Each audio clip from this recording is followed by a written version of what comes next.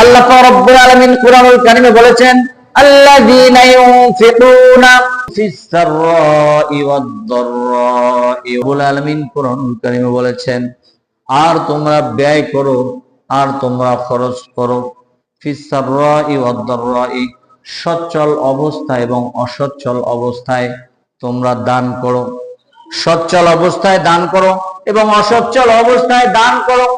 এই দানটুকুন আল্লাহ পাক রব্বুল আলামিন হাদিস শরীফে এসেছে আল্লাহ তাআলার কুদরতি দান হাতে গ্রহণ করবেন। চিৎকার মেরে বলুন সুবহানাল্লাহ।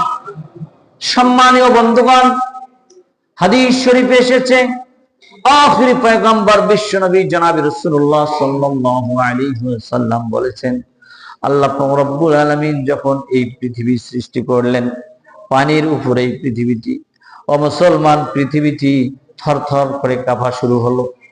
আল্লাহ পাক রব্বুল আলামিন এই হিমালয়, এই পাহাড়গুলো আবার সৃষ্টি করলেন। আল্লাহর ফেরেশতারা প্রশ্ন করলেন ইয়া রাব্বাল আলামিন ইয়া আরহামার রাহিমিন, আল্লাহ তাআলা এই বিশাল বড় বড় হিমালয়, এই বিশাল বড় বড় পাহাড়গুলো আপনি সৃষ্টি করলেন, এই শক্তিশালী পাহাড়গুলো যখন সৃষ্টি করলেন এই দুনিয়াটা কাঁপুনি বন্ধ হয়ে গেল, থরথর করে কাঁপছিল, এই কাঁপুনিটা বন্ধ হয়ে গেল। ইয়া রাব্বাল আলামিন ইয়া আরহামার রাহিমিন, এই পাহাড়টা হচ্ছে শক্তিশালী, এর চেয়েও কি বড় শক্তিশালী আছে কিনা? কিছু আছে নাকি এর চেয়ে বড় শক্তিশালী পাহাড়ের চেয়ে? আল্লাহ পাক রব্বুল আলামিন ফেরেশতাদেরকে বললেন ও ফেরেশতাগণ, এর চেয়ে বড় শক্তিশালী হচ্ছে লোহা। এই লোহা আবার পাহাড়কে কেটে দেয়। ফেরেশতারা বললেন ইয়া রাব্বাল আলামিন আরহামার রাহিমিন, আল্লাহ তাআলা লোহার চেয়ে বড় শক্তিশালী কি আর কোনো কিছু আছে নাকি? আল্লাহ পাক রব্বুল আলামিন বললেন ও ফেরেশতাগণ, লোহার চেয়ে বড় শক্তিশালী হচ্ছে আগুন। আগুন আবার লোহাকে গলিয়ে দেয়।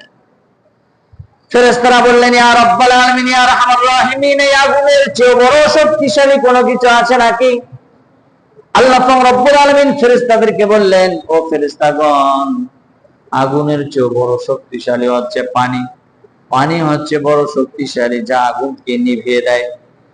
আল্লাহ পাক রব্বুল আলামিনকে ফেরেশতারা বললেন ইয়া রাব্বাল আলামিন ইয়া আরহামার রাহিমিন, আল্লাহ তাআলা পানির চেয়ে বড় শক্তিশালী কোনো কিছু আছে নাকি? আল্লাহ পাক রব্বুল আলামিন বললেন পানির চেয়ে বড় শক্তিশালী হচ্ছে বাতাস। আবার যখন প্রশ্ন করলেন আল্লাহ তাআলা বাতাসের চেয়ে বড় শক্তিশালী কোনো কিছু আছে নাকি? যখন এ কথা বললেন আল্লাহ পাক রব্বুল আলামিন বললেন হ্যাঁ, বড় শক্তিশালী আছে যে ব্যক্তিটিও সচ্ছল অবস্থায় আমার রাস্তায় দান করে, সাদকা করে, এটি হলো সবচাইতে বড় শক্তিশালী। চিৎকার মেরে বলুন সুবহানাল্লাহ। ও মুসলমান, দান করতে হবে, সাদকা করতে হবে, এটি হচ্ছে আল্লাহর কাছে বড় শক্তিশালী এই দান। কাল হাসরের ময়দানে কঠিন মুসিবতের সময় এই দানগুলো আমাদের সকলের নাজাতের ওসিলা হয়ে যাক। চিৎকার মেরে বলুন আল্লাহুম্মা আমিন।